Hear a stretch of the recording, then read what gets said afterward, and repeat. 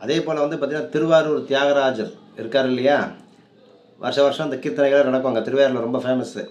அந்த ஆலய 2வது சுற்றில் வந்து பார்த்திங்கன்னா தெற்கு பகுதியில் வடக்கு நோக்கி 8 கரங்களுடன் எழுந்திருக்கக்கூடிய ஏரிசின கொற்றவைன்னு பேர். ஏரிசின கொற்றவை என்கிற ரௌத்ர துர்கை இருக்குது அங்கே. ரௌத்ர துர்கை 8 கையில் இருக்கா. ஞாயிறு செவ்வாய் வெள்ளி இந்த காலங்களில் நெய் தீபம் ஏற்றி அர்ச்சனை பண்ணிட்டு வந்தீங்க அப்படின்னா நம்மளுடைய எண்ணங்கள் எல்லாமே சிறப்பாக நடந்து ஈடேறும். எந்த ஒரு இடையூறும் இல்லாமல் இழந்த செல்வம் பதவியை மீண்டு பெற முடியும். திருவாரூரில் இருக்கக்கூடிய தியாகராஜர் ஆலயத்தில் வந்து பார்த்திங்கன்னா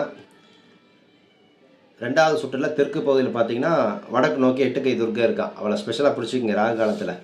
ரொம்ப மிக முக்கியம். தஞ்சாவூர் கும்பகோணத்தில் இருக்கக்கூடிய ஆளுங்களாம் பார்த்துக்கோங்க. ரொம்ப மிக முக்கியமான தெய்வம். இதை பிடிச்சிங்க அப்படின்னா இடையூறு இல்லாமல் எல்லா காரியங்களும் சித்தியாகும். நிறைய பேருக்கு தெரியாது. அங்கே இருக்கிறவங்களும் அங்கே அதை பற்றி நிறைய பேர் எடுத்து சொல்ல மாட்டாங்க. போய் பாருங்கள்.